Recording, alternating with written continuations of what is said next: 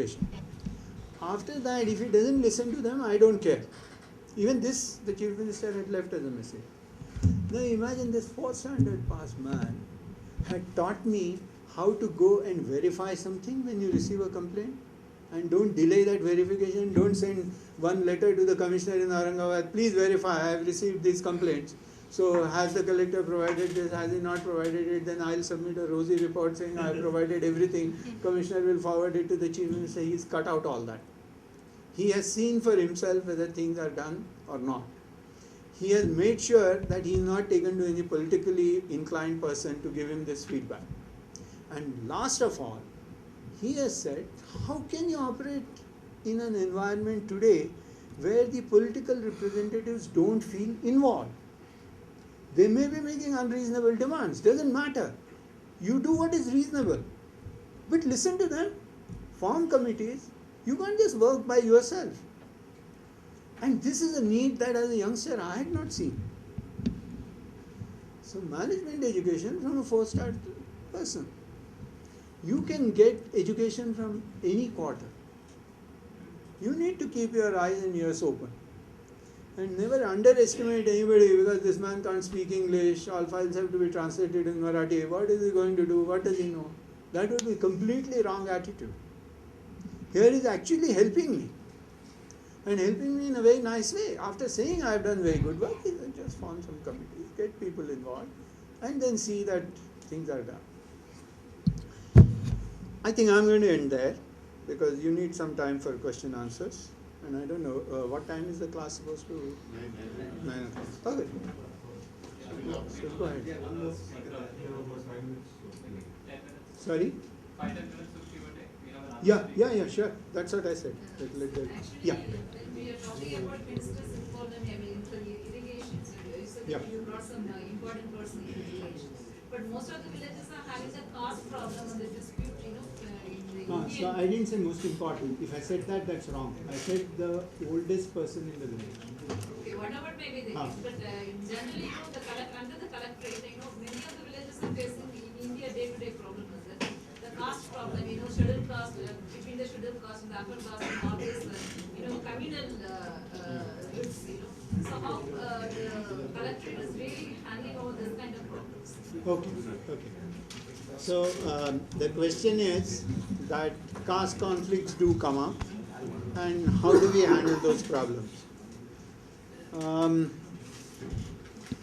I think in India at least, I won't know about other countries, but in India at least, as public servants, we have to be extremely conscious and aware of the people who have been wronged.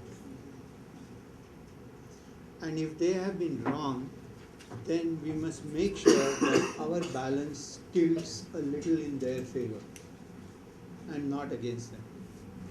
Whereas all instincts of the administration, because administration consists of the people who are not deprived, they are the privileged class.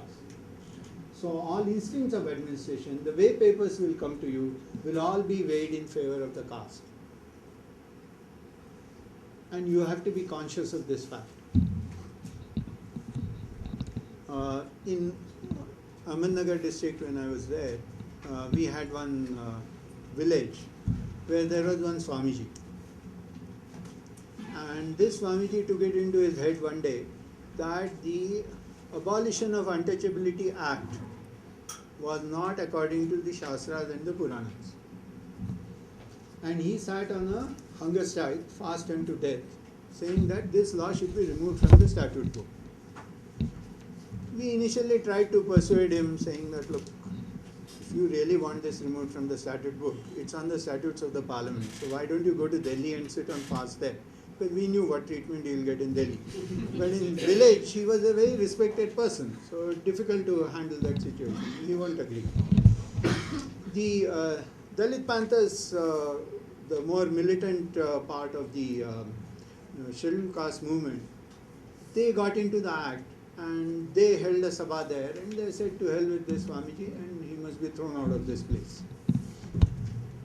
Now at that time what we did was, we went and arrested that Swami in an attempt to commit suicide charge, and threw him out of the district. You got to do this. You cannot now say he had tremendous following. The day I went there to arrest him was, unfortunately, I should have been wiser, but as I said, I was an assistant collector, so young man, initial days of service, it was Guru Purnima. So a whole lot of people from, Ahmednagar, from the villages, they had gathered to worship him. Now this man was very insistent that his puja must finish before I arrest him. Because he was interested in the dakshina, not the puja. After Guru Puja, you have Guru Dakshina. I said that okay, if he wants to collect his dakshina, let him collect it. Then finally the moment came when I said, Swamiji, now the time has come. You got to get into the police line, otherwise I'm going to forcefully take you. So they knew that we were doing it on the basis of a doctor's certificate, saying that this man's blood pressure is high, this, that and the other, and that's why he needs to be removed to better medical care. And we decided that better medical care in our district was not available. So we needed to go to some other district. Now these are things that you have to do. Anyway, so suddenly comes a village woman there, and she's shaking. So she is possessed by goddess. And she comes to Swami and she says, Swamiji, is doctor ka kya karu? Now the doctor is, pardon my use of words, shitting in his pants. Because he comes from a background where he believes in Swamiji, he believes in people being possessed and so on. So he is wondering whether to sign that certificate or not. Now, at that stage, I had to tell the doctor that the doctor, your choice is between a God you cannot see and an assistant collector you can see. Now you decide who you are going to displease. He buckled in. He was by nature timid. That's why he buckled in. He signed the thing. He arrested the Swami. Nothing happened. At such times, you have to be firm. You have no choice. There was another incident where in a Gram Panchayat, what these guys did is a slightly complicated story. I'm sorry I'm taking your time over one question, but Maharashtra has this peculiar thing that under Ambedkar's following, a lot of the Mahar community among the scheduled castes converted to Buddhism. And they are very cleverly identified as non-scheduled castes because Buddhism doesn't admit of any caste this thing. So what these guys had done in the Gram Panchayat election was that there was no reserved seat because they were classified as Buddhists. And on top of that, while delimiting the constituencies, they had divided the scheduled caste locality into 3. So they can't vote as a block. These are the little things that the administration will do because the administration does not consist of scheduled caste officers. It consists of caste officers. So they get easily persuaded by the arguments of the sarpanchas and all, who all come from that community. Okay, there were 2 groups in the village who were going to fight elections against each other.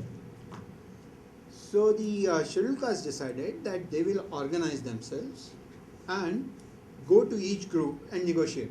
That if you include our candidate in your panel, then en bloc, irrespective of which ward it is, our votes will go to that panel. The first panel told them that we don't entertain candidates from you, get lost. The other panel said, okay, we like the deal, we'll include, tell us one name, so that name was included.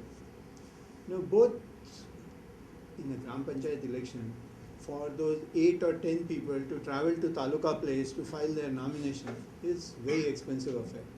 So typically what they would do is hand over all the nomination papers to one representative. So one panel is one representative, the other panel is other representative.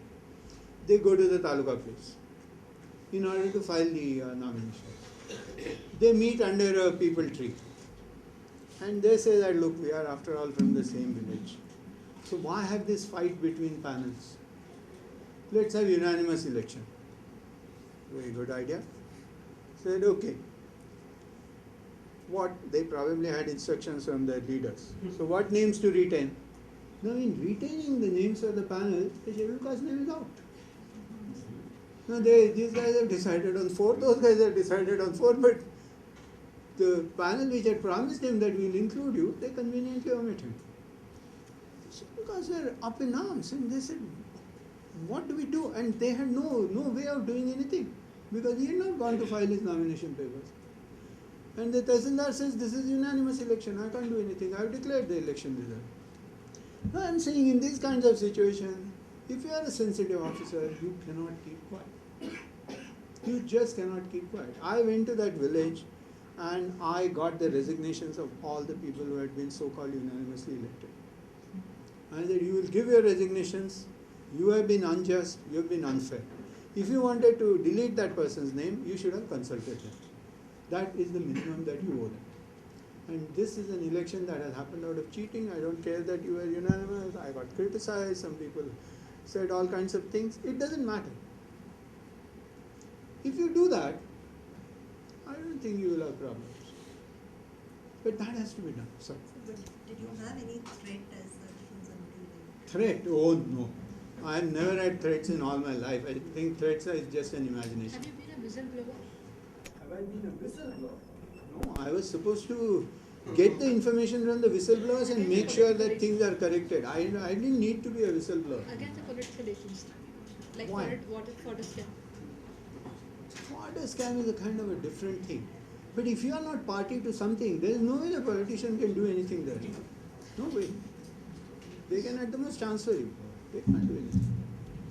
So, honest system where it's totally corrupt. If you want to do something really honest, it will be seen as, you have some ulterior motives behind the stuff. How do you think we could handle it? Let's say that initially to get a good thing done, you may have to, agree to, compromise on certain things. But then the larger gate, you may get stuck. You may compromise. I mean, anybody who says that there is no compromise involved in life is just fibbing. There are compromises involved. This is reality. This is real world. There is nobody lives like an ideal this thing. So some compromises you make. In fact, the whole this thing of team. I mean, you must have heard this phrase, and this is the last bit I'm going to tell you. You must have heard this phrase that he's a very honest officer, but totally useless, doesn't do anything. Yeah. Or he's an honest officer, but doesn't listen to anybody. Now, why does this happen? Because this environment is like this. Because the environment is very corrupted, only those guys who are absolutely determined about what they think is right remain honest. But in the process, they are people who don't listen to others. That's not a desirable part of the quality. So the trick is in being honest, yet being able to hear others, hear other viewpoints, not let yourself be corrupted, but see that things get done. Sorry. Yeah. Last one. Yes, you were not related or connected to any party, being a civil servant. So you could work with any party easily. But the situation may be a person who is going to contest corporator election, he may be belonging to some party, but the MLA who is sitting in that area, he may be belonging to some other party. In that case, how will you work with that MLA? Understand. You are saying that the civil servant himself is from some political party? No. The civil servant is required to work with Corporators. belongs to so many parties. So many different parties. Some other party MLA, If I how get- we are going to work with that MLA? That is the key. You have to be able to work with people who are so-called opponents. Because being political adversaries doesn't mean that your interests will not coincide anywhere. There will be areas where your interests will coincide. Look for those areas. See whether you can make a headway in that. I mean, there are many political leaders, even today in India, who have an excellent standing with the opposite parties. And they can get work done. They can get cooperation from those parties. So it's not something that is impossible. Not at all. On the contrary, you have to learn to do that. But for those of you who are so inclined, I would recommend to you a book on Abraham Lincoln titled The Team of Rivals. When this man got elected as a president, the three big appointments that he made, Secretary of State, Secretary of Treasury, and one more, I think Secretary of War, were three people who had opposed him for the Republican nomination. And when people asked him, why are you doing this? He says, but I need a capable cabinet. So that ability to work with people who may have opposed it at a certain point of time or because of certain ideology still is very, very important. You can't run places without that. Thank you very much.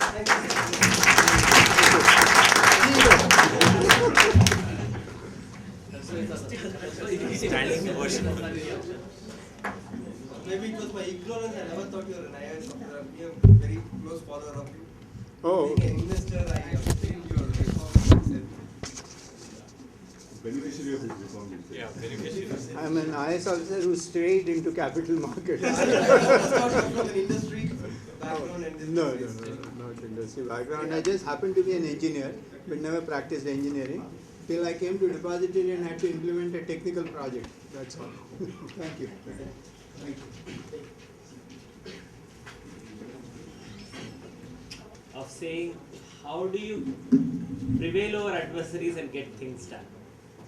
And if you look at Ramakant, he is a very great example for us of what we can take from his own action over the last 7-8 years. You know, I mean, I've kind of looked at Ramakant's work since 2009 when I, Ravi and others were working on solid waste management.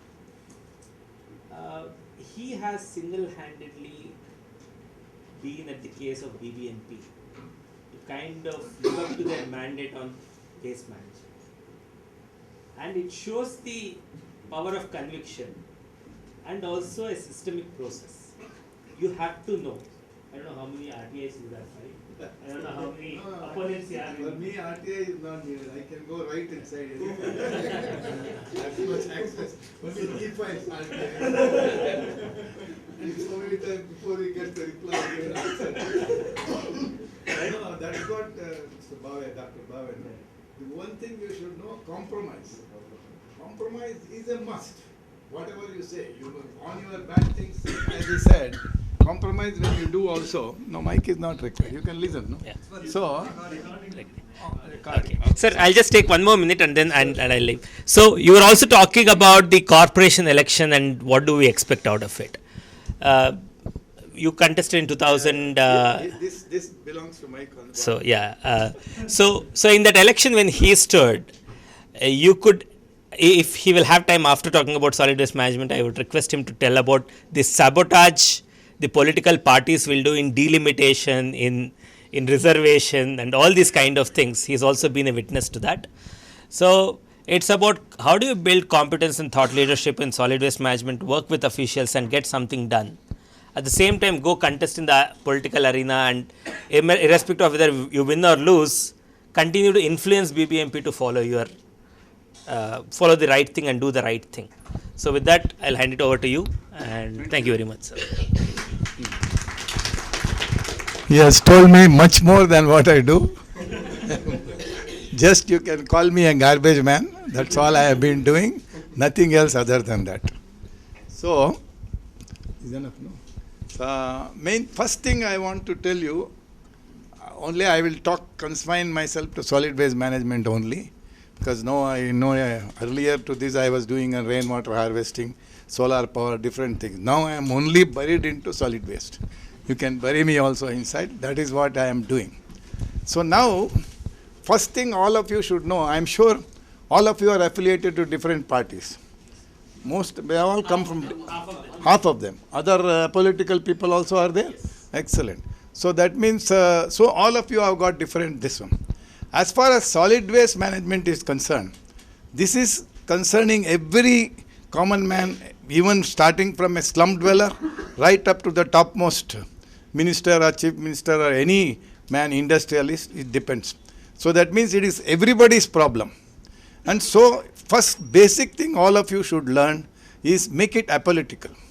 As far as solid waste management is concerned, your goal is to clean Bangalore city. You don't bother whether you are a BJP guy or a Congress guy or a JDS guy or any sub party you have. That is what first thing each one of you should learn. Another important thing about solid waste management is, say for example, you want to make some roads, you want to make some drains, you want to make flyovers. All that you need all big money in crores. Whereas solid waste management doesn't need any extra money. They have already got people there working on that. Only you have to see that it is done in a proper manner. And one other tip I give you here, we brought, see first I belong to an organization called Solid Waste Management Roundtable, where some few crazy people like me have joined there. We don't bother for anything. We want clean Bengaluru. We tried.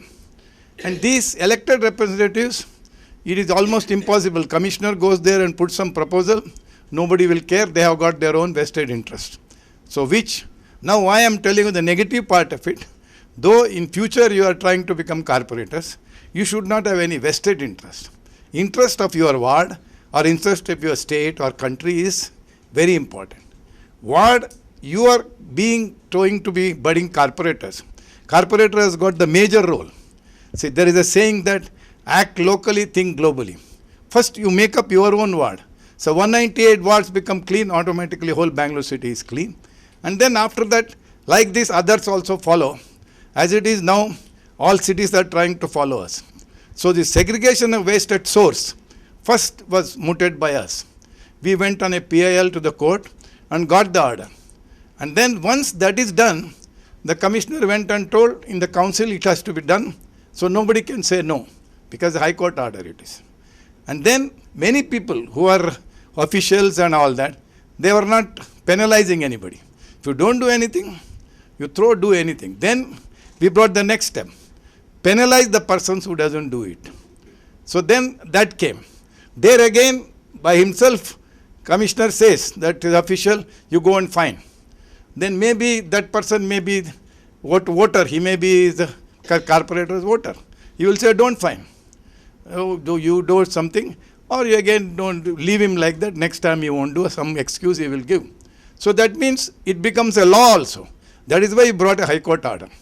Like this, step by step we are going. Now the next step we are planning, let me tell you in advance, because I am now as an expert, every hearing I have been called to give the opinion in front of the High Court judge. Next step is, we are going to suggest, find the officials. Then there may be chance of improving in Bangalore city. Now you must have all observed, all of you, many of you will agree with me, that you are segregating and giving the waste, but they are mixing in the lorry. Most of you must be knowing the reason why. If you mix it means, it goes 30, 40 kilometers, spoiling the environment, spoiling the village and all that. So, and they get, almost we are spending average about 150 crores only on transport. That means all the more you transport, the more money you get. So the percentages and commissions are there all around. So this is the reason why they are doing it. So this, it has to be stopped. So this is only a nexus between the officials, the contractor mafia and the elected representative. This is the problem. It has become so difficult to break this nexus. Now the only alternative is the officials also should be fined. If that order also comes, then everybody will have some right. You may say this one. Now there are some instances where each ward or each area we have citizen volunteers. They are so very active. Some people are even going 1 hour, 2 hours with the hand cart or with the rickshaw and finding out this man is not segregating. Please do something. That local health inspector or AE who is authorized to fine, he will always give some excuses and run away. So this is the problem we are facing. So now next step is, if the judge listens to us and gives the order, then I hope one day our country, our city is going to become clean. Now you don't feel depressed. Only Bangalore is, because it came in New York Times and all that, we don't say that Bangalore only has got garbage. Jairam Ramesh, one of the environment, when he was environment minister, he went to an international forum.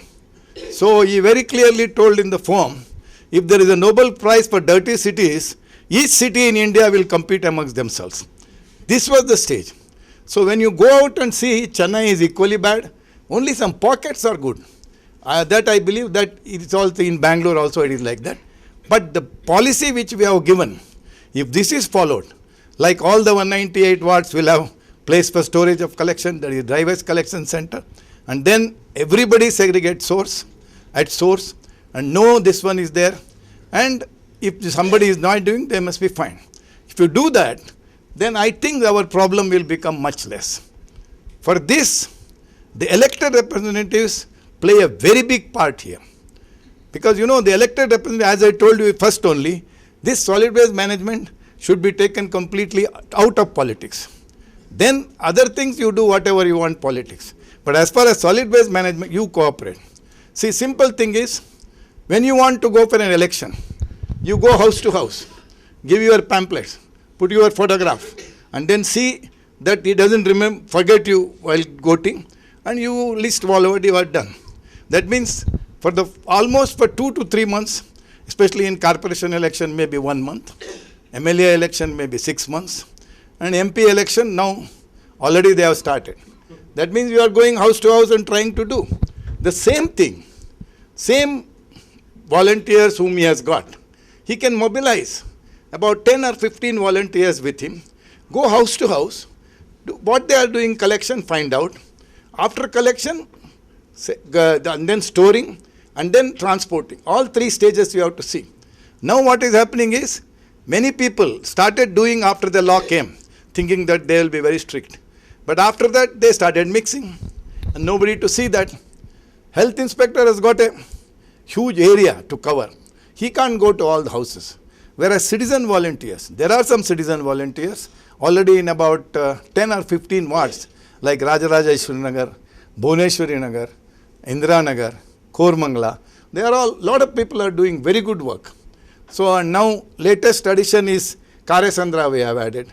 And now today I was in another ward where there also they are doing quite a good, but these people were not doing properly. So things have to be done this.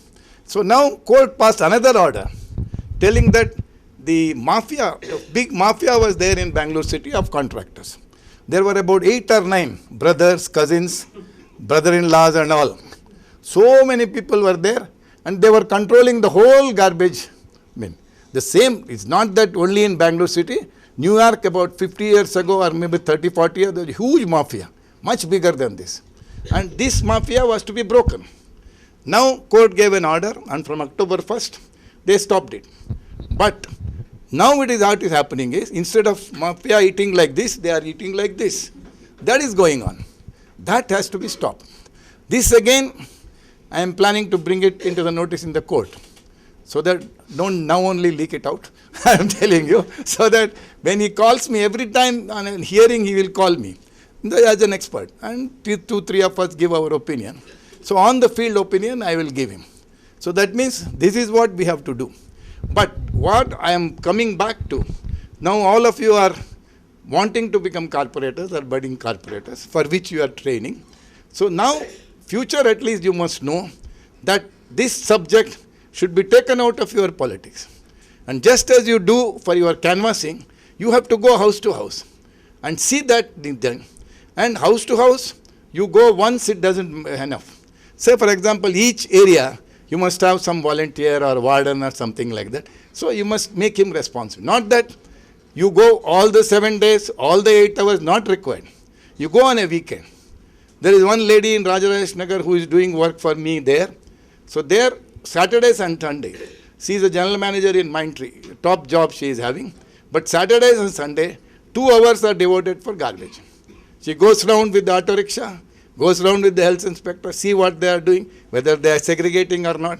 I started about a year ago for 250 houses. Now she has done it to 6,000 houses. Excellent work it is. Every week they are doing that. And her father is a retired engineer. He goes behind the auto. Every Sunday they are collecting dry waste. He goes behind the auto so that he should not mix anything. Let him bring pure wet waste, pure dry waste. That means so much, about 3 to 4 hours, he follows with the scooter. All the collection time. And he knows exactly each apartment or each house what type of waste they are giving. So like this, little bit of, not that I won't say leave everything and work for 8 hours with this thing. At least few hours you must spend. This is what, when I was told to address the existing corporators in Parag Hotel. I told everything. But when I am telling this, half of them are out only. None of them are in there. So that sort of attitude should not be there. If you have to do good work, you have to devote at least that much. And being without corporators, there are people who are doing this. And now we are trying to make Ward 150 a model